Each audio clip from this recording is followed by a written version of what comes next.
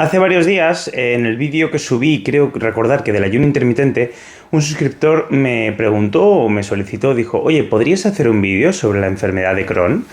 Y pensé, oh, pues qué buen tema, enfermedad inflamatoria intestinal. Dije, vamos, pensé, es un buen tema, es un tema interesante, pero es cierto que a lo mejor es muy específico de digestivo y no es una enfermedad o no son un grupo de enfermedades muy prevalentes, muy comunes en la población, aunque quien más quien menos yo creo que todos conoceremos a alguien que tenga enfermedad inflamatoria intestinal en sus diferentes variantes y sus diferentes gravedades. Es por esto que me decidí a hacer el vídeo. Entonces, ¿qué es la enfermedad inflamatoria intestinal? ¿Qué tipos hay? ¿Qué gravedades? ¿Qué manifestaciones clínicas? ¿Cuál es su causa? ¿Cuál es su tratamiento? ¿Cuáles son las líneas de investigación? Esto es un terreno, para que os hagáis una idea, es tan específico y tan súper especializado dentro de la propia especialidad, valga la redundancia, de aparato digestivo, que uno de los 3 subtipos principales de médico digestivo que hay es el experto en enfermedad inflamatoria. Es decir, yo por ejemplo en mi anterior hospital teníamos una unidad acreditada de enfermedad inflamatoria intestinal donde había 2 médicos, finalmente se incorporó el tercero, que era mi residente mayor, que le gusta esta especialidad también. Eran los que se dedicaban a enfermedad inflamatoria intestinal. Ellos veían pacientes de planta, ellos hacían endoscopias, pero ellos aparte tenían una consulta monográfica, es decir, una consulta solo de pacientes con enfermedad de Crohn y colitis ulcerosa. Así de específico es, así de especializado. Están los hepatólogos, los que se dedican al hígado, están los de inflamatoria, están los endoscopistas y están luego los que se dedican un poquito ya más todo junto a motilidad, etcétera, un poquito más generales, entre comillas. Todos hacemos endoscopia, consulta, planta y consulta monográfica específica, cada uno de lo suyo. Al igual que los endoscopistas, como es mi caso, que yo soy endoscopista, hacemos técnicas avanzadas o hacemos técnicas un poquito más complejas, y al igual que a mí, como médico digestivo general o generalista, no puedes pedirme un buen manejo o un manejo muy específico, muy fino de un paciente con inflamatoria, porque se lo voy a derivar a un compañero que sea experto. O yo no puedo llevar una hepatitis autoinmune o un virus C muy complicado porque se lo voy a derivar al hepatólogo. Si tú tienes una lesión muy complicada que requiere una habilidad o un riesgo, una gestión de riesgo mayor a la exigible a un digestivo normal, entre comillas, se lo derivas a un endoscopista experto. Esto es lo mismo. Entonces, enfermedad inflamatoria intestinal. ¿Qué entendemos por enfermedad inflamatoria intestinal? ¿Qué enfermedades agrupamos bajo esta definición genérica? Básicamente 2. La enfermedad de Crohn y la colitis ulcerosa, ¿de acuerdo? Son 2 enfermedades que en casos muy leves o muy graves pueden ser muy similares, pueden ser incluso superponibles, y hasta que no se hace una mezcla de endoscopia, biopsia, clínica, historia clínica y tratamiento no podemos terminar de filiarlas. Incluso algunas empiezan como colitis indeterminadas, es decir, no sabemos si es colitis ulcerosa o Crohn, sí que decimos, oye, esto es una enfermedad inflamatoria intestinal, pero no sabemos todavía. Yo cuando diagnostico, cuando hago una endoscopia y no está muy claro, pongo imagen endoscópica de enfermedad inflamatoria intestinal sugestiva de enfermedad de Crohn, colitis ulcerosa. Luego tomas las biopsias y eso te da otros datos. Entonces, colitis ulcerosa y enfermedad de Crohn, ¿cuáles son las diferencias? Bien. Fundamentalmente la primera diferencia es la afectación. La colitis ulcerosa, como indica su nombre, afecta solo al colon en sus diferentes segmentos. Es decir, ciego, ascendente, transverso, descendente, sigma y recto. ¿De acuerdo? ¿Qué quiere decir esto? Que la enfermedad está más limitada a un solo órgano, está limitada al colon en casos muy extremos, de muy difícil manejo, que no se logran manejar con 5 líneas de fármacos, o que el paciente está muy mal, le cortas el colon entero y muerto el perro se acabó la rabia. Quiero decir, puede parecer radical, pero había un paciente de mi anterior hospital que acabó con una colectomía total, acabaron quitándole de todo, incluso una amputación anal, es decir, le quitaron todo el colon, incluso quitaron al final el recto, hicieron un reservorio con intestino delgado, al final el reservorio hizo una reservoritis o pouchitis y el tío no deja de sangrar, de tener fiebre, de estar fatal, se le amputaron todo y dices, qué horror, y él dijo, qué maravilla. ¿Por qué? Porque estaba desesperado, porque no era vida lo que tenía, cagaba 25 veces al día sangre, era horrible, ¿de acuerdo? Pero bueno, ya vamos luego a las manifestaciones. Eso es la colitis ulcerosa. Afecta solo al colon. Es más frecuente, más proximal. Es más frecuente la proctitis ulcerosa. Es más frecuente las formas distales, mejor dicho, más al final. Se manifiesta principalmente como una rectorragia, suele ser como un sangrado por las heces, pero también tiene efectos de dolor abdominal, tenesmo rectal, que es esta sensación de defecación incompleta, es decir, vas al baño y no te das la sensación de que sigues teniendo heces que no has evacuado, ¿de acuerdo? Pero eso también lo puede dar la enfermedad de Crohn.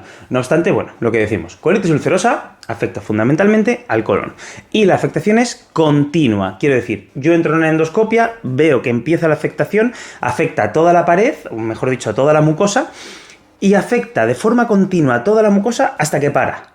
Y ya no hay afectación más lejos, ni más cerca. Está limitado a un segmento, ¿de acuerdo? Por eso hay formas que solo afectan a un segmento del colon, y otras que afectan a todo, y otros que solo afectan al recto, etcétera, etcétera, etcétera. Otra diferencia importante, solo afecta a la mucosa. Es decir, si cogemos el colon, le pegamos un tajo y miramos la pared, está la muscular, la submucosa y la mucosa. Bien, solo afecta a la mucosa, solo afecta a los enterocitos, solo afecta a la célula responsable de absorber agua y de otras funciones. ¿Qué quiere decir eso? Que la afectación no es en profundidad, no llega al músculo, con lo cual, inicialmente y salvo excepciones, no tiene potencial fistulizante, no va a atravesar la pared del colon y no va a causar estenosis habitualmente, no va a causar que se cierre la luz del colon, cosa que sí ocurre con el Crohn. Y con esto enlazamos, vamos a la enfermedad de Crohn. La enfermedad de Crohn, básicamente, fundamentalmente, una de sus características es lo que llaman en inglés el mouth to anus, es decir, de la boca hasta el ano, puede afectar a todo el aparato digestivo y frecuentemente, en mayor o menor medida, lo hace. ¿Qué quiere decir esto? Que hay afectación intestinal del intestino delgado, puede haber afectación del duodeno, del estómago, incluso del esófago y la boca. También el colon, que es donde se suele diagnosticar. ¿Y qué nos dice o qué nos empieza a sugerir esto? Primero, que el Crohn puede tener un curso clínico más grave porque al afectar a más territorio tiene más repercusión en el estado general, puede causar más fiebre, aunque los dos pueden causarlo, ¿eh? Y luego en teoría no es tan así, pero siendo sinceros, siendo realistas, el Crohn, un Crohn severo, puede ser potencialmente mucho más grave que una colitis ulcerosa severa. Un Crohn severo puede afectar con úlceras y llagas en la boca, úlceras en el esófago, en el estómago, el intestino, un montón de estenosis. Y eso nos lleva a la segunda diferencia. La afectación es discontinua. Es decir, puede tener afectada la boca, el esófago y luego el recto. Puede tener afectado cuando tú entras en el colon, ves la mucosa normal tapizada. Pondré una imagen por aquí porque diagnostiqué hace 2 semanas en uno de los hospitales a los que voy una imagen que sugería una enfermedad de Crohn donde se veía un colon y un montón de aftas sueltas. Esto es muy típico del Crohn, una afectación discontinua. Puedes tener afectación parcheada en todas las partes del aparato digestivo. Segunda diferencia importante. La afectación es transmural y profunda. ¿Qué quiere decir? ¿Os acordáis que he dicho? Muscular, submucosa, mucosa. Bueno, pues el Crohn puede afectar a las 3 capas y de hecho suele afectar a las 3 capas. ¿Qué quiere decir esto entonces? Que es potencialmente fistulizante, puede hacer conexiones entre órganos, puede hacer una fístula enterovesical, es decir, puede hacer una fístula del intestino a la vejiga, colovesical, del colon a la vejiga, vaginal, rectovaginal, puede hacer muchas fístulas muy asquerositas, ¿de acuerdo? Y eso es horrible. Y al afectar en profundidad y llegar a la muscular y a la submucosa, tiene más potencial estenosante. Va a ir haciendo que se cicatrice la luz del colon y finalmente se cierre la luz del intestino. ¿Qué nos va a llevar esto? A que el paciente va a sufrir varias cirugías resectivas de quitar los cachitos cicatrizados y cerrados a lo largo de su vida. Esto también conlleva más complicaciones. Finalmente, ¿qué otra diferencia tiene? Como os he dicho, es una enfermedad general de todo el cuerpo.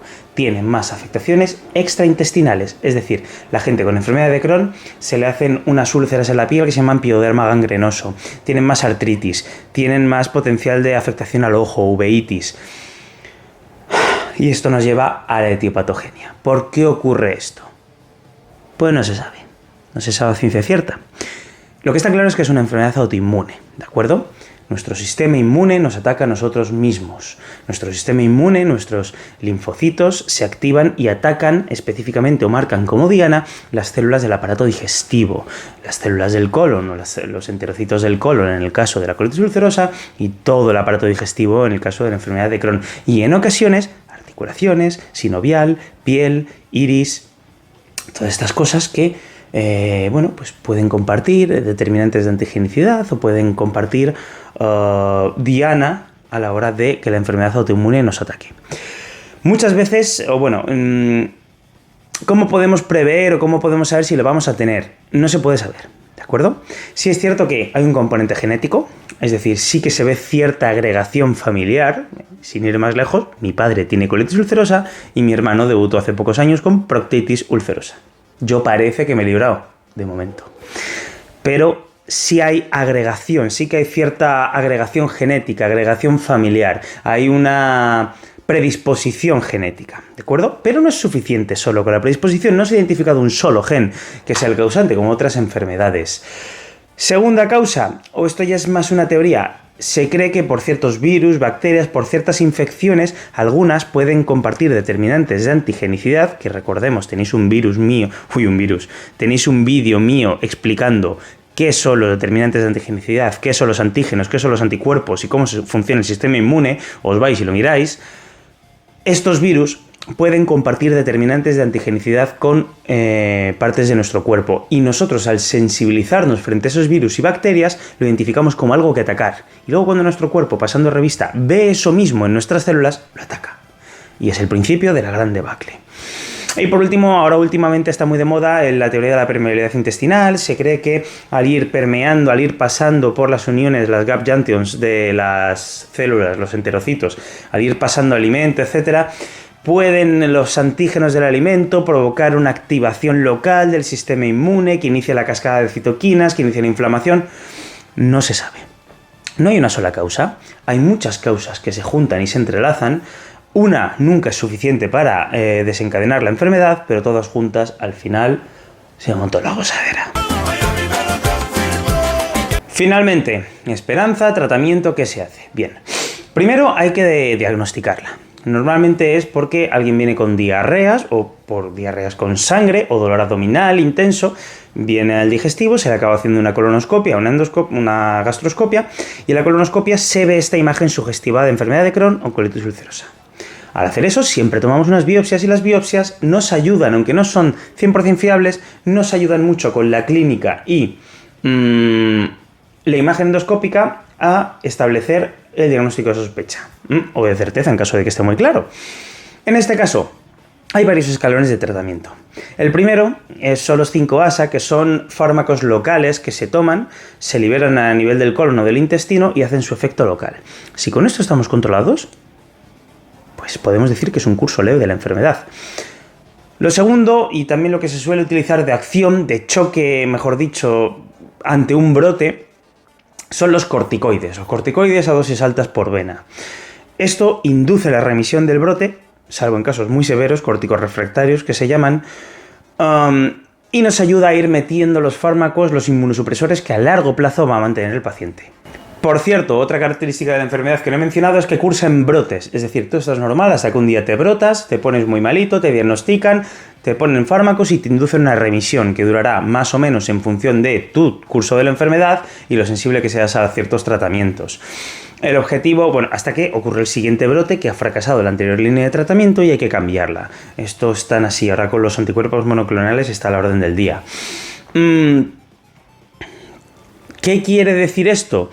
¿O qué nos sugiere? ¿O cuál es el objetivo? El objetivo es mantener en remisión la mayor parte del tiempo que se pueda a una persona para evitar este estado preinflamatorio que le va a provocar complicaciones a largo plazo como malabsorción, mucho más riesgo de cáncer, de colon por supuesto y de intestino y estenosis. Las estenosis inflamatorias que son terribles en el caso del Crohn. Pues bien, ya he mencionado los aminosalicilatos, mejor dicho, los 5-ASA como primera línea, los corticoides, y ahora vamos a la línea base. Serían los inmunosupresores o inmunomoduladores, la acetioprina, etc. Estos, a dosis moderadas bajas, inducen un estado de tolerancia a lo extraño, de inmunosupresión, que si bien tiene efectos secundarios y te conviertes en una persona más vulnerable al ataque de otros patógenos, también induce la remisión. Y cuando te estás atacando a ti constantemente, esto a fin de cuentas tienes que mantenerlo muchas veces, como estado. Y vamos a lo último, a lo más actual, a lo más puntero, a lo que más se utiliza y a lo que ha sido una bendición, los anticuerpos monoclonales específicos. Infliximab, adalimumab, ustekinumab, o pequeñas moléculas como el imatinib, el tocilizumab es otro anticuerpo monoclonal, etcétera, etcétera, etcétera. ¿De acuerdo? Esto lo que hacen es que tienen como diana una sola o varias interleuquinas o dianas, mejor dicho, de inflamación. Es decir, en vez de tú cortar la respuesta inmune desde arriba como los corticoides o los inmunosupresores, cuando la respuesta inmune ya se está ultra especializando, identificas, por así decirlo, el mensajero que le dice al linfocito del intestino que ataque a la célula intestinal, como puede ser la interleuquina 12 en el caso del ustekinumab y la enfermedad de Crohn. Pues tú le dices, no lo recibas, esa orden no existe. Te bloquea el receptor de la interleuquina 12 y tú no puedes recibir la orden efectiva de atacar a la célula intestinal.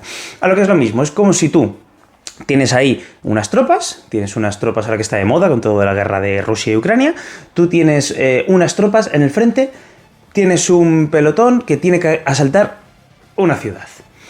Y tú quieres evitar que llegue ese mensaje para que esas tropas no arrasen la ciudad. Tienes dos formas de hacerlo. Lanzas un misil nuclear al cuartel general, te cargas el cuartel general, entonces jamás llegará la orden porque no se va a emitir, los corticoides o los inmunosupresores, o matas al mensajero, esto contando con que no hubiera móviles o radios, matas al mensajero que tiene que llevar el mensaje al frente, lo coges por el camino, lo interceptas y lo matas.